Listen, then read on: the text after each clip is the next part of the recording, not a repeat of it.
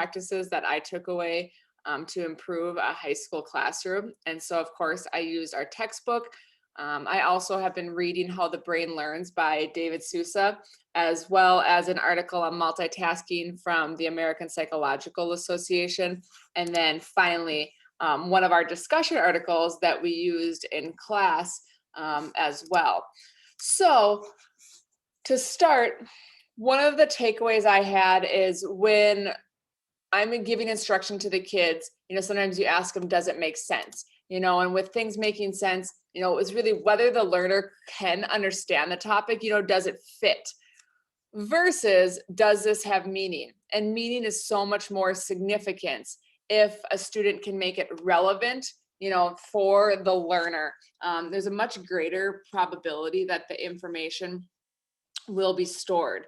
And from our Douglas Fields research, we know that sometimes what we can learn and retain, it'll depend on our emotional response. And so drawing on their emotions when maybe I'm teaching about, a historical event, or sometimes also like how novel the information might be, or using humor to help them, make those connections, or connecting something that happened in the past to, them in the 21st century, and finding ways to get their attention to help them find meaning in the topics that they're learning. The other takeaway, another one that I had is, especially in David Seuss's book, and then from an article I was reading from the American Psychological Association, is people brag about, how much they can get done by multitasking. And in fact, they're dead wrong, as our brain doesn't do tasks simultaneously as maybe we all hope it does. Instead, we're just switching tasks really quickly. So, if you're listening to music and someone stops to talk to you, there's a start-stop process that goes on in the brain.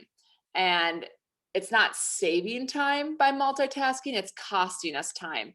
And it also reduces our productivity by about 40%. They say with multitasking, it can take up to 50% longer. And when you see that 1/3 of students report that they do their homework while having, a show on or on social media, they also tend to make about up to 50% more errors. So of course, that's going to lead to students that don't use social media while doing homework. They tend to have higher grades as well. So if people are convinced that they're super productive because they multitask, they're actually super wrong.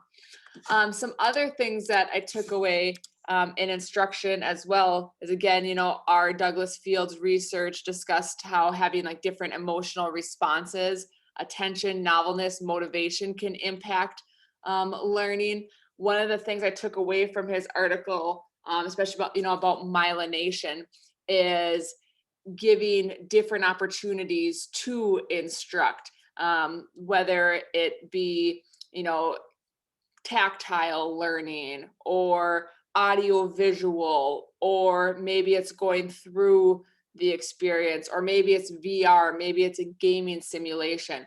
All of those things can help our brain retain and interpret that information. So using that multi-sensory approach, using movement instead of just going with like a one size fits all.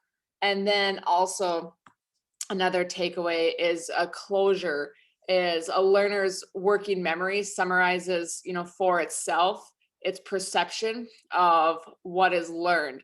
So like when a student completes rehearsal and, attaches meaning to it, it's more likely to have that long-term storage.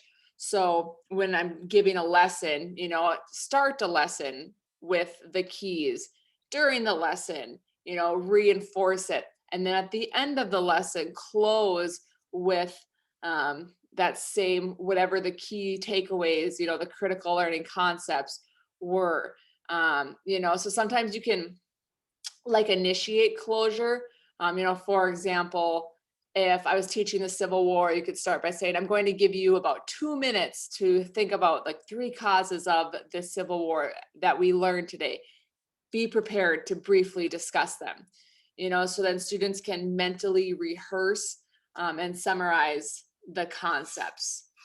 So those are just a few takeaways that I had to hopefully improve my teaching in the upcoming years. Thank you.